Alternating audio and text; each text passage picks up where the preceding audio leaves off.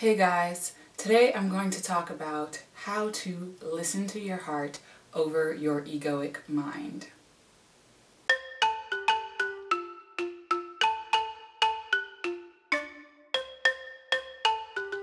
So in today's Mosaic Mondays video, I'd really like to dive into the topic of the heart.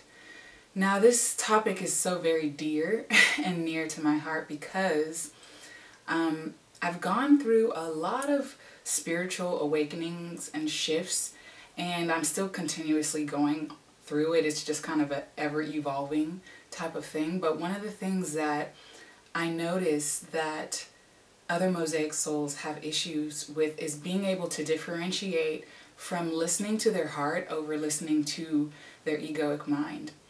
And this topic has to do with really the topic of intuition and the topic of really learning to be present and to live and move from your soul, to live and move from spirit versus the egoic patterns and beliefs and systems that we have a lot of times. So this topic actually has a lot to do with healing on the inside, and healing could be a very short process within a couple of days to years and years and years. But as you start to heal, and when I say heal, I mean heal old egoic beliefs, healed old egoic wounds or systems or things that you do in your life that no longer work for you.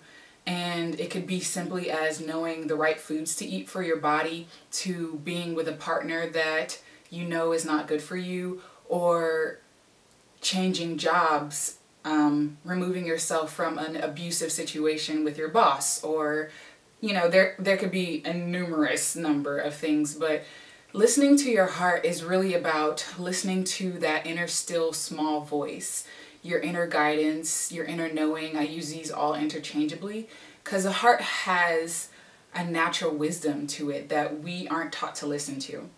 And it's very similar to what people call your gut instinct or your gut feeling. And it's that wisdom of your higher self, of God, of the universe, consciousness, whatever you want to call it. It's that higher wisdom that kind of gives you an answer to a question, or tells you to move in a certain direction, or tells you not to do something.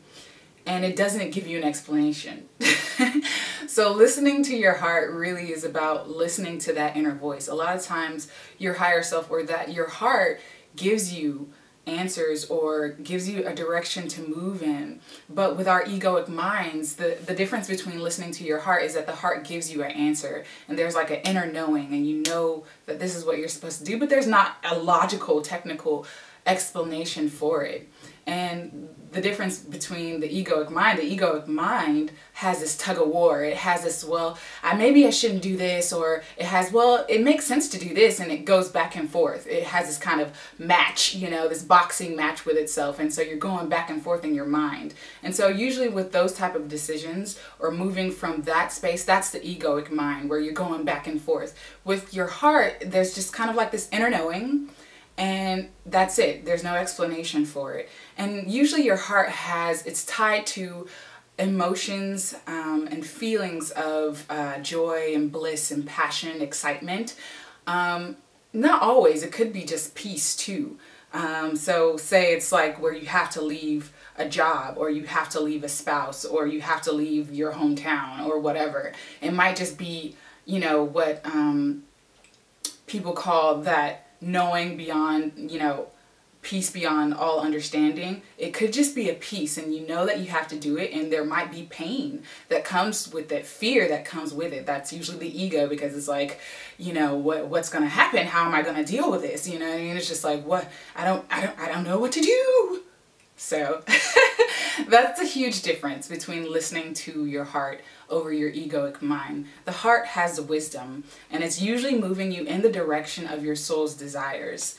And it usually doesn't give you an explanation. It's like revealing one step, and then the next step, and then the next step. It's not going to show you the whole road. That's just how it is. And so it's really about living in faith and living intuitively, because there's a lot of unknown that comes with it. But with that, you can start to develop peace and centeredness about the decisions that you make going forward. And you can move out of that space without this kind of tennis match going back and forth in your mind where your ego starts to usurp the process and tries to make it logical. You know, a lot of times as business owners, as creative spiritual entrepreneurs, we'll do that and we'll have that issue because of not listening to our heart. So I just wanted to bring that to you today. So if you've liked this video, please give it a thumbs up and subscribe to my channel and comment on this page below and let me know your thoughts about how you listen to your heart over your egoic mind. Do you have that whole tennis match back and forth? I know I've definitely experienced that many times. And tell me, just share with me. I'd love to converse with you. Thank you so much for watching, and I will see you next time. You're ready to create the masterpiece of you, and you're ready to create a life and business that you deserve from the inside out. If you're ready to learn not only the how-to of how to create an online business, but one that is a reflection of your true soul essence, then sign up for DivineEarthSchool.com.